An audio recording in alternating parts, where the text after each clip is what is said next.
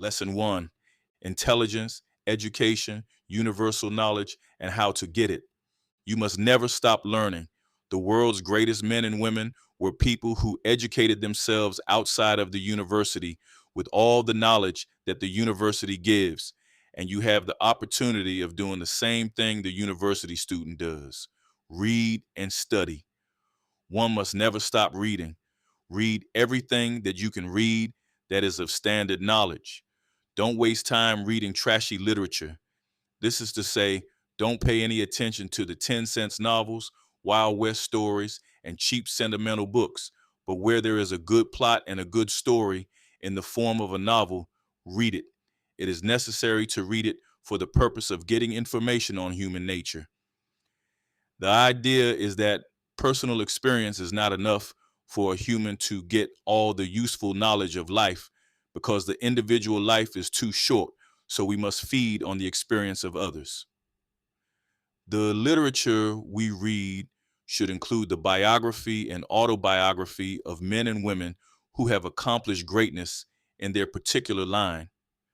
Whenever you can buy these books and own them, and whilst you are reading them, make pencil or pen notes of the striking sentences and paragraphs that you should like to remember, so that when you have to refer to the book for any thought that you would like to refresh your mind on, you will not have to read over the whole book. You should also read the best poetry for inspiration. The standard poets have always been the most inspirational creators. From a good line of poetry, you may get the inspiration for the career of a lifetime. Many a great man and woman was first inspired by some attractive line or verse of poetry. There are good poets and bad poets, just like there are good novels and bad novels. Always select the best poets for your inspirational urge. Read history incessantly until you master it. This means your own national history, the history of the world, social history, industrial history, and the history of the different sciences, but primarily the history of man. If you do not know what went on before you came here and what is happening at the time you live, but away from you, you will not know the world and will be ignorant of the world and mankind. You can only make the best out of life by knowing and understanding it. To know, you must fall back on the intelligence of others who came before you and have left their records behind. To be able to read intelligently, you must first be able to master the language of your country. To do this, you must be well acquainted with its grammar and the science of it. Every 6 months, you should read over again the science of the language that you speak, so as not to forget its rules. People judge you by your writing and your speech. If you write badly and incorrectly, they become prejudiced towards your intelligence. And if you speak badly and incorrectly, those who hear you become disgusted and will not pay much attention to you, but in their hearts laugh after you. A leader who is to teach men and present any fact of truth to man must first be learned in his subject. Never write or speak on a subject you know nothing about, for there is always somebody who knows that particular subject to laugh at you or to ask you embarrassing questions that may make others laugh at you. You can know about any subject under the sun by reading about it. If you cannot buy the books outright and own them, go to your public circulating library in your district or town so as to get the use of those books. You should do that as you may refer to them for information. You should read at least 4 hours a day. The best time to read is in the evening after you have retired from your work and after you have rested and before sleeping hours. But do so before morning so that during your sleeping hours, what you have read may become subconscious. That is to say, planted in your memory. Never go to bed without doing some reading. Never keep the constant company of anybody who doesn't know as much as you or is as educated as you, and from whom you cannot learn something or reciprocate your learning, especially if that person is illiterate or ignorant, because constant association with such a person will unconsciously cause you to drift into the peculiar culture or ignorance of that person. Always try to associate with people from whom you can learn something. Contact with cultured persons and with books is the best companionship you can have and keep. By reading good books, you keep the company of the authors of the books or the subjects of the book, when otherwise you could not meet them in the social contact of life. Never go down in intelligence to those who are below you, but if possible, help to lift them up to you, and always try to ascend to those who are above you and be their equal with the hope of being their master. Continue always in the application of the things you desire educationally, culturally, or otherwise, and never give up until you reach the objective. And you can reach the objective if others have done so before you, proving by their doing it that it is possible. In your desire to accomplish greatness, you must first decide in your own mind in what direction you desire to seek that greatness. And when you have so decided in your own mind, work unceasingly towards it. The particular thing that you may want should be before you all the time, and whatsoever it takes to get it or make it possible should be undertaken. Use your faculties and persuasion to achieve all you set your mind on. Try never to repeat yourself in any one discourse in saying the same thing over and over again, except you are making new points, because repetition is tiresome and it annoys those who hear the repetition. Therefore, try to possess as much universal knowledge as possible through reading so as to be able to be free of repetition and trying to drive home a point. No one is ever too old to learn. Therefore, you should take advantage of every educational facility. If you should hear of a great man or woman who is to lecture or speak in your town on any given subject, and the person is an authority on the subject, always make time to go and hear him. This is what is meant by learning from others. You should learn the two sides to every story so as to be able to properly debate a question and hold your ground with the side that you support. If you only know one side of a story, you cannot argue intelligently nor effectively. As for instance, to combat communism, you must know about it, otherwise people will take advantage of you and win a victory over your ignorance. Anything that you are going to challenge, you must first know about it so as to be able to defeat it. The moment you are ignorant about anything, the person who has the intelligence of that thing will defeat you. Therefore, get knowledge, get it quickly, get it studiously, but get it anyway. Knowledge is power. When you know a thing and can hold your ground on that thing and win over your opponents on that thing, those who hear you learn to have confidence in you and will trust your ability. Never, therefore, attempt anything without being able to protect yourself on it. For every time you are defeated, it takes away from your prestige and you are not as respected as before. All the knowledge you want is in the world, and all that you have to do is to go seeking it and never stop until you have found it. You can find knowledge or the information about it in the public libraries if it is not on your own bookshelf. Try to have a book and own it on every bit of knowledge you want. You may generally get these books at secondhand bookstores for sometimes 1/5 of the original value. Always have a well-equipped shelf of books. Nearly all information about mankind is to be found in the Encyclopedia Britannica. This is an expensive set of books, but try to get them. Buy a complete edition for yourself and keep it at your home. And whenever you are in doubt about anything, go to it and you will find it there.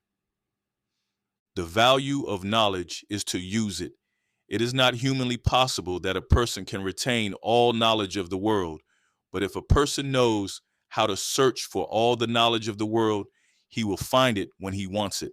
A doctor or a lawyer, although he passed his examination in college, does not know all the laws and does not know all the techniques of medicine, but he has the fundamental knowledge. When he wants a particular kind of knowledge, he goes to the medical books or law books and refers to the particular law or how to use the recipe of medicine. You must therefore know where to find your facts and use them as you want them. No one will know where you get them, but you will have the facts, and by using the facts correctly, they will think you a wonderful person, a great genius, and a trusted leader. In reading, it is not necessary or compulsory that you agree with everything you read. You must always use or apply your own reasoning to what you have read based upon what you already know as touching the facts on what you have read. Pass judgment on what you read based upon these facts. When I say facts, I mean things that cannot be disputed. You may read thoughts that are old and opinions that are old and have changed since they were written. You must always search to find out the latest facts on that particular subject, and only when these facts are consistently maintained in what you read should you agree with them. Otherwise, you are entitled to your own opinion. Always have up-to-date knowledge. You can gather this from the latest books and the latest periodicals, journals, and newspapers. Read your daily newspaper every day. Read a standard monthly journal every month, a standard weekly magazine every week, a standard quarterly magazine every quarter. And by this, you will find the new knowledge of the whole year in addition to the books you read whose facts have not altered in that year. Don't keep old ideas, bury them as new ones come. How to read. Use every spare minute you have in reading. If you are going on a journey that would take you an hour, carry something with you to read for that hour until you have reached the place. If you are sitting down waiting for somebody, have something in your pocket to read until the person comes. Don't waste time. Anytime you think you have to waste, put it in reading something. Carry with you a small pocket dictionary and study words while waiting or traveling, or a small pocket volume on some particular subject. Read through at least one book every week, separate and distinct from your newspapers and journals. It will mean that at the end of 1 year, you will have read 52 different subjects. After 5 years, you will have read over 250 books. You may be considered then a well-read man or a well-read woman, and there will be a great difference between you and the person who has not read one book. You will be considered intelligent, and the other person will be considered ignorant. You and that person, therefore, will be living in two different worlds, one the world of ignorance and the other the world of intelligence. Never forget that intelligence rules the world and ignorance carries the burden. Therefore, remove yourself as far away from ignorance as possible and seek as much as possible to be intelligent. Your language being English, you should study the English language thoroughly. To know the English language thoroughly, you ought to be acquainted with Latin because most of the English words are of Latin origin. It is also advisable that you know the French language because most of the books that you read in English carry Latin and French phrases and words. There is no use reading a page or a paragraph of a book or even a sentence without understanding it. If the paragraph has foreign words in it, go to the dictionary before you pass over the words if you don't know the meaning of the words. Never pass over a word without knowing its meaning. The dictionary and the books on word building that can be acquired from booksellers will help you greatly. I know a boy who was ambitious to learn. He didn't have the opportunity of an early school education because he had to work 10 hours a day. He was determined to learn, so he took to work with him every day a simplified grammar. He would read and memorize passages and the rules of grammar while at work. After 1 year, he was almost an expert in the grammar of his language. He knew the different parts of speech. He could paraphrase, analyze, and construct sentences. He also took with him a pocket dictionary, and he would write out 25 new words with their meanings every day and study these words and their meanings. After 1 year, he had a speaking vocabulary of more than 3,000 words. He continued this for several years, and when he became a man, he had a vocabulary of over 15,000 words. He became an author because he could write in his language because he had command of the words. What he wrote was his experiences, and he recorded his experiences in the best words of his language. At the same time, he was not able to write properly, and so he took with him to work what is called a copying book, and he practiced the copying of letters until he was able to write a very good hand. He naturally became acquainted with literature, and so he continued reading extensively. When he died, he was one of the greatest scholars the world ever knew. Apply the story to yourself. There is nothing in the world that you want that you cannot have, so long as it is possible in nature, and men have achieved it before. The greatest men and women in the world burn the midnight lamp. That is to say, when their neighbors and household are in bed, they are reading, studying, and thinking. When they rise in the morning, they are always ahead of their neighbors and their household in the thing that they were studying, reading, and thinking of. A daily repetition of that will carry them daily ahead and above their neighbors and household. Practice this rule. It is wise to study a couple of subjects at a time. As for instance, a little geography, a little psychology, a little ethics, a little theology, a little philosophy, a little mathematics, a little science on which a sound academic education is built. By doing this, week after week, month after month, year after year, you will be so learned in the liberal arts as to be ready and fit for your place in the affairs of the world. If you know what others do not know, they will want to hear you. You will then become invaluable in your community and to your country, because men and women will want to hear you and see you everywhere. As stated before, books are one's best companions. Try to get them and keep them. A method of doing so is every time you have 10 cents or 25 cents or a dollar to spend foolishly, either on your friends or yourself, think how much more useful that 10 or 25 cents or dollar would be invested in a book, and so invest it. It may be just the thing you have been looking for to give you a thought by which you may win the heart of the world. The 10 cents, 25 cents, or a dollar, therefore, may turn out to be an investment of worth to the extent of $1,000,000. Never lend anybody the book that you want. You will never get it back. Never allow anybody to go to your bookshelf in your absence, because the very book that you may want most may be taken from the shelf, and you may never be able to get one of that kind again. If you have a library of your own, lock it when you are not at home. Spend most of your spare time in your library. If you have a radio, keep it in your own library and use it exhaustively to listen to lectures, recitals, speeches, and good music. You can learn a lot from the radio. You can be inspired a lot by good music. Good music carries the sentiment of harmony, and you may think many a good thought out of listening to good music. Read a chapter of the Bible every day, Old and New Testaments. The greatest wisdom of the age is to be found in the scriptures. You can always quote from the scriptures. It is the quickest way of winning approval. Tragedy of white injustice. 1. 1. Read and study thoroughly the poem Tragedy of White Injustice and apply its sentiment and statements in connection with the historic character and behavior of the white man. Know it so well as always to be able to be on guard against any professions of the white man and his suggested friendship for the Negro.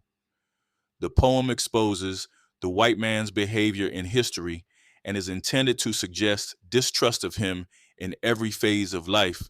Never allow it to get into the hands of a white man if possible. 2. You can improve your English as you go along by reading critically the books of the language. That is to say, you must pay close attention to the construction of sentences and paragraphs as you see them in the books you read. Imitate the style. Read with observation. Never read carelessly and recklessly. 3. In reading books written by white authors of whatsoever kind, be aware of the fact that they are not written for your particular benefit or for the benefit of your race.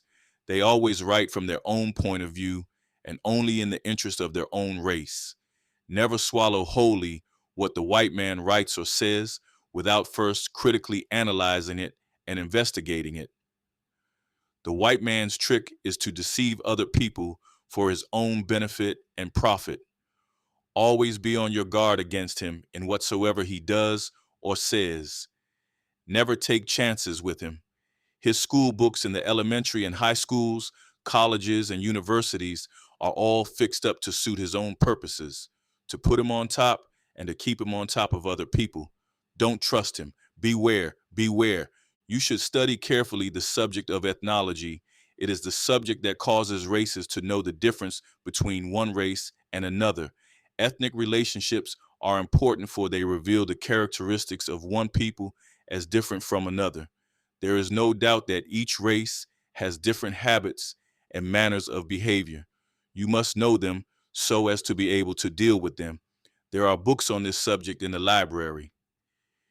In your reading and searching for truth, always try to get that which is particularly helpful to the Negro.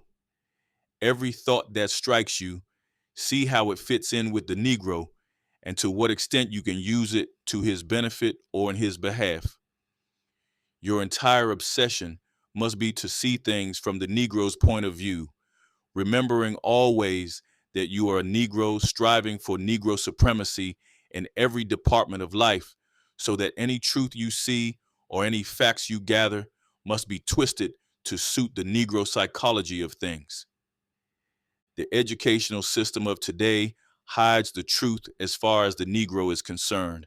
Therefore, you must searchingly scan everything you read, particularly history, to see what you can pick out for the good of the race.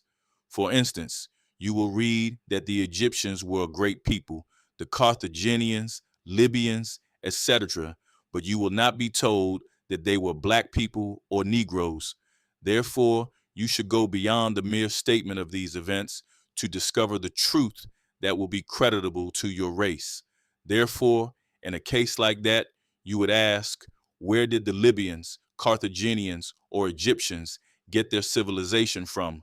Following that kind of investigation, you will come upon the truth that it was all original Negro and subsequently became Negroid. That is to say, subsequent people were mixed with other people's blood who were no doubt conquered by the Negro. As a fact, the original Egyptians were black men and women, and so the Carthaginians and Libyans. But in the later centuries, they became mixed in blood, just as the blacks are being mixed in America and the West Indies by the infusion of white blood through the domination of the white man. Never yield to any statement in history or a statement made by any individual, caring not how great that the Negro was nobody in history. Even if you cannot prove it, always claim that the Negro was great. Read everything you can get written by Negroes and their ancestry going back 6,000 years. There are statements in the Bible, in the Old and New Testaments, to show that black was always an important color among the races of man. Abraham had company with a black woman, even though he had his wife Sarah, by whom he had Ishmael. All the original pharaohs were black.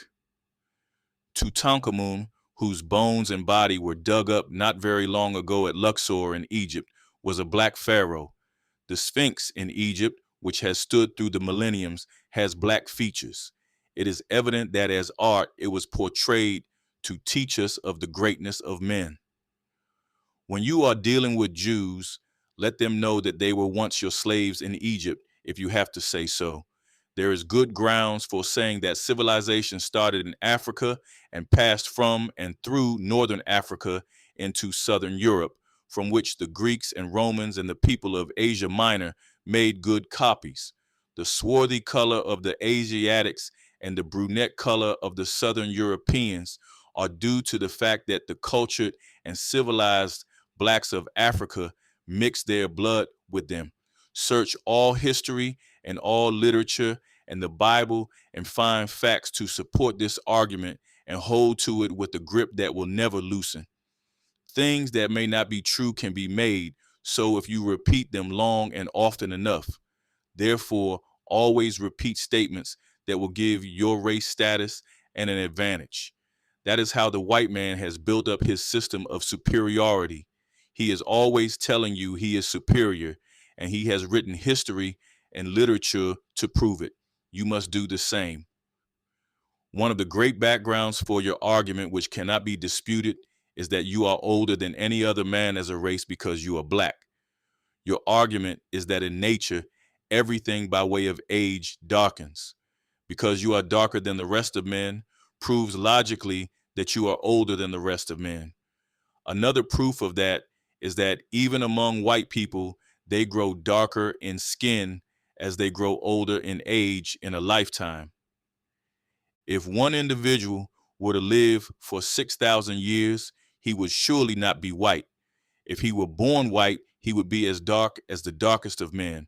Therefore, the argument that the black man is black because as man he is older than the other man is good. Use it everywhere you go to defeat the white man and his belief that you sprung from something else. Use the argument that the white man is white because most of the time, when the black man was great in Africa and had succeeded in running him across the Mediterranean into southern Europe, he had to hide himself in caves where there was very little light and air. He was almost covered up for most of the time in darkness. In natural creation, the child in the womb of the mother is almost white. Even though it is a black child, it is almost born white and doesn't change color until it comes in contact with light and air. Living in caves for as many centuries, the white man therefore became colorless, and the length of time made it so that he was born naturally white. You must interpret anthropology to suit yourself. The thing for you to do is to refute every pertinent statement of the white man that tends to degrade you and to elevate him. Turn the tables on him and search for all reasons in the world you can find to justify it. That is how new thoughts are given out by creation. Never yield to the statement of your inferiority. In reading Christian literature and accepting the doctrine of Jesus Christ, lay special claim to your association with Jesus and the Son of God. Show that while the white and yellow worlds, that is to say, the worlds of Europe and Asia Minor, persecuted and crucified Jesus, the Son of God, it was the black race through Simon, the black Cyrenian, who befriended the Son of God and took up the cross and bore it alongside of him up to the heights of Calvary. Therefore, the Roman Catholics have no rightful claim to the cross, nor any other professing Christian before the Negro makes his claim. The cross is the property of the Negro in his religion because it was he who bore it. Never admit that Jesus Christ was a white man. Otherwise, he could not be the Son of God and the God to redeem all mankind. Jesus Christ had the blood of all races in his veins, and tracing the Jewish race back to Abraham and to Moses, from which Jesus sprang through the line of Jesse, you will find Negro blood everywhere. Therefore, Jesus had mostly Negro blood in him. Read the genealogical tree of Jesus in the Bible, and you will learn from where he sprang. It is a fact that the white man has borrowed his civilization from other peoples. The first civilization was the Negroes, black people. The second civilization was the brown peoples, Indians. The third civilization belonged to yellow people, the Chinese or Mongols. The last civilization, up to the present, belongs to the white man. All civilization goes back to the black man in the Nile Valley of Africa. Therefore, in your reading, search for all these facts. Never stop reading and never stop until you find the proof of them. You must pay great attention to sociology. Get the best books on a subject that you can and read them thoroughly. Find out the social relationship among other races so that you may know how to advise your people in their social behavior. Never admit that the Negro is more immoral than the white man. Try to prove the contrary. Socially, the white man has debauched and debased all other races because of his dominant power. He is responsible for more illegitimacy among the races than any other race. He has left bastard children everywhere he has been. Therefore, he is not competent to say that he is socially and morally purer than any other race. The mixed population among Negroes from slavery to the present in certain countries is due to the white man's immorality. Therefore, If you should hear anyone talking about moral depravity among Negroes and the moral excellence of the whites, draw the above facts to their attention. When, through reading and research, you have discovered any new fact helpful to the dignity, prestige, character, and accomplishment of the Negro, always make a noise about it. You should always keep with you a note in that book of anything you hear or see that you would like to remember. Always keep at home a larger notebook in which you must transfer the thought or experience so that it will not be lost to your memory. At least once every 3 months, read over that book, and as the book becomes more voluminous with facts, read it over at least once a year. By constantly reading these facts, they will be planted in your subconscious mind, and you will be able to use them without even knowing that you are doing so. By keeping your facts and your very important experiences on record, at the end of a full life, you may have a volume of great value, such as Elbert Hubbard's scrapbook. Get a copy of this book. It contains valuable inspiration. Always have a thought. Always make it a beautiful thought. The world is attracted to beauty, either in art or in expression. Therefore, try to read, think, and speak beautiful things. Out of the night that covers me, black as the pit from pole to pole, I thank whatever gods may be for my unconquerable soul. In the fell clutch of circumstance, I have not winced nor cried aloud. Under the bludgeoning of chance, my head is bloody, but unbowed. Beyond this place of wrath and tears looms but the horror of the shade, and yet the menace of the years finds and shall find me unafraid. It matters not how straight the gate, how charged with punishments the scroll. I am the master of my fate. I am the captain of my soul. Invictus by W.E. Henley.